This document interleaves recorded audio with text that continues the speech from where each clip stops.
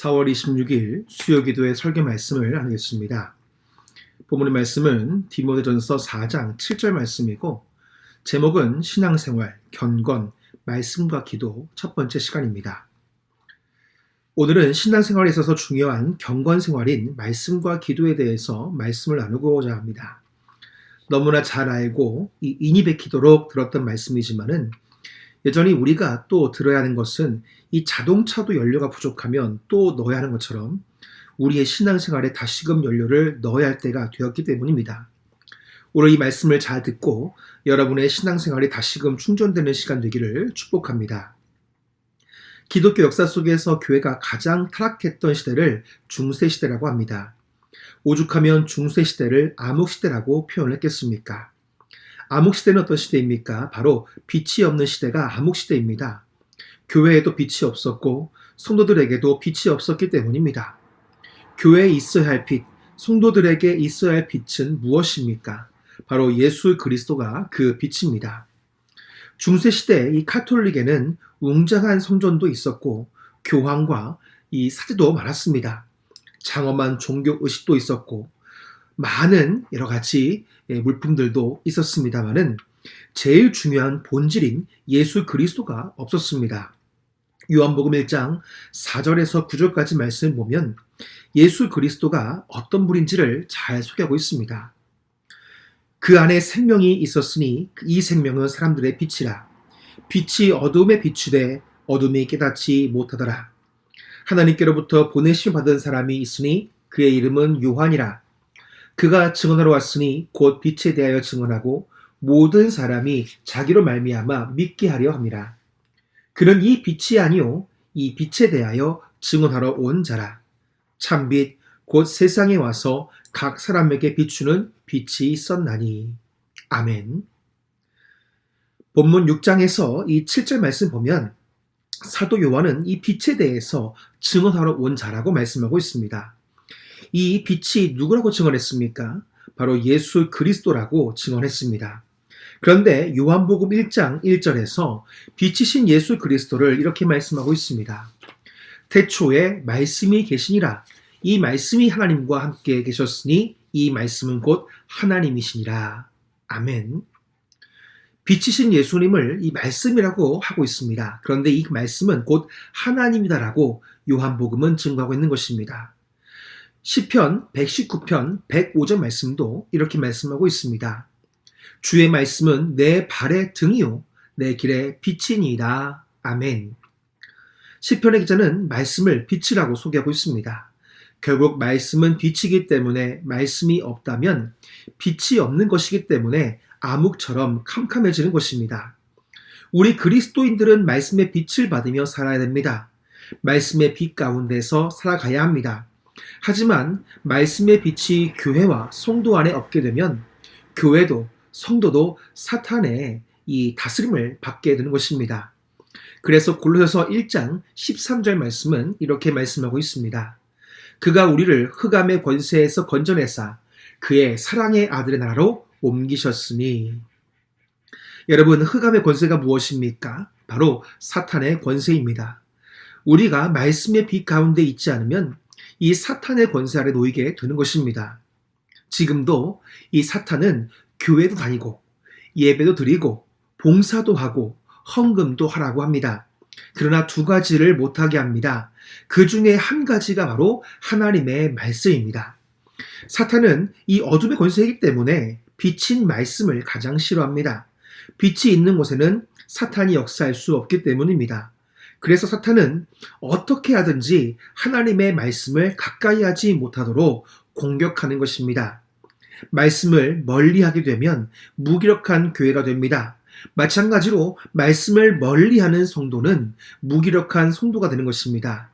결국 이런 교회와 이런 성도는 영적인 일을 쫓지 못하고 육적인 일을 쫓아갑니다. 하나님의 뜻보다는 내 뜻을 추구하는 것입니다. 자꾸 어둠 속에서 살아가게 되는 것입니다. 오늘날 교회가 왜 힘을 잃어버렸습니까? 또한 왜 이 성도들이 힘을 잃어버렸습니까? 바로 교회와 성도가 말씀을 멀리함으로써 세상화가 되었기 때문입니다. 성경을 읽지 않고 성경을 묵상하지 않고 성경을 연구하지 않는데 어떻게 세상을 이기고 세상을 구원할 수 있겠습니까? 그래서 어떤 학자는 오늘날 교회와 이 성도들을 머리가 잘리고 또 두 눈이 뽑힌 삼손과 같다라고 꼬집은 글을 본 적이 있습니다. 예수님은 이 땅에 말씀의 빛으로 오셔서 우리에게 세상의 빛이 되라고 말씀을 하셨습니다. 그래서 마태복음 5장 14절부터 16절 말씀은 이렇게 말씀하고 있습니다.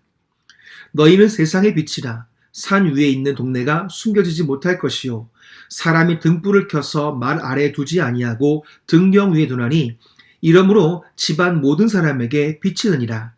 이같이 너희 빛이 사람 앞에 비치게 하여 그들로 너희 착한 행실을 보고 하늘에 계신 너희 아버지께 영광을 돌리게 하라. 아멘. 우리가 밤 하늘에 달을 보게 되면 밝게 빛나지만 달은 빛을 내는 것이 아니라 햇빛에 그 달이 빛을 반사하기 때문에 달이 밝게 빛나 보이듯이 하나님의 말씀은 원래 빛이라면 우리는 그 말씀을 반사하는 말씀의 거울이 되어야 합니다. 어두운 곳에 빛이 비추면 그 어두운 곳은 환하게 밝아지게 됩니다. 어두운 세상에 빛을 비추는 거울이 되기 위해서 우리는 매일 말씀의 빛을 받아서 세상을 비춰야 하는 것입니다. 우리가 매일 말씀의 빛을 받지 못하면 세상을 비추는 거울이 될 수가 없는 것입니다. 그래서 디모데후서 3장 5절 말씀은 우리에게 이렇게 권면하고 있습니다. 경건의 모양은 있으나 경건의 능력은 부인하니 이 같은 자들에게서 내가 돌아서라. 아멘. 여러분, 소금은 짜야 됩니다. 짜지 않으면 그것은 소금이 아닙니다. 소금이 짜지 못하면 부패를 막지 못하는 것입니다. 또한 맛있는 맛을 내지 못하게 되는 것입니다. 교회에 다니기 때문에 세상의 빛이 아니라 하나님의 말씀과 기도의 삶이 있기 때문에 세상의 빛이 되는 것입니다. 성도가 무엇입니까? 거룩한 백성, 거룩한 무리 아니겠습니까? 거룩한 백성이 되려고 한다면 어떻게 됩니까? 디모데전서 4장 5절 말씀입니다. 하나님의 말씀과 기도로 거룩하여 지니라. 아멘. 또한 7절 말씀입니다.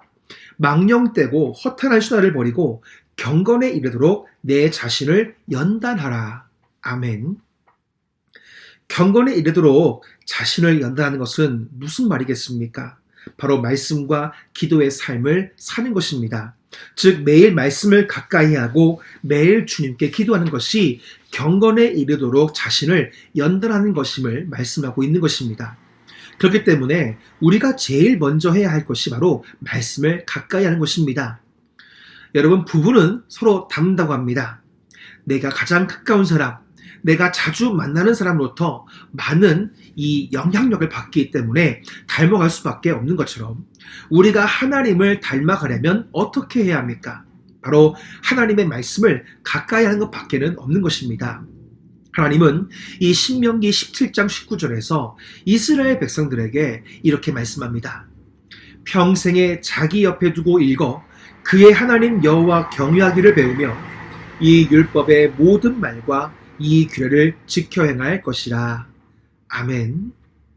성경은 언제부터 언제까지 읽어야 하는 것이 아니라 평생 자기 옆에 두고 가까이 읽어야 하는 것임을 하나님께서는 우리에게 말씀해 주셨습니다. 여러분, 성경을 읽는 것이 어려워도 재미없어도 몰라도 그냥 읽으십시오. 우리가 음식을 먹을 때에 성분을 다 따지고 먹지 않습니다. 먹으면 단 것도 약이 되고 쓴 것도 약이 되는 것입니다. 그래서 여러분, 성경은 매일 읽어야 합니다. 또한 성경을 많이 읽는 것보다 더 중요한 것이 매일 읽는 것입니다. 성경을 매일매일 읽으면 평생 매일 읽을 수 있습니다. 이것이 바로 중요한 경건의 습관입니다. 성도 여러분, 하나님의 말씀을 통해서 경건의 삶을 살아낼 수 있기를 소망합니다.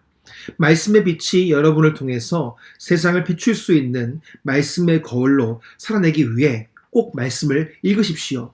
경건 생활을 지속하기 위해서라도 하나님의 말씀을 가까이 하십시오.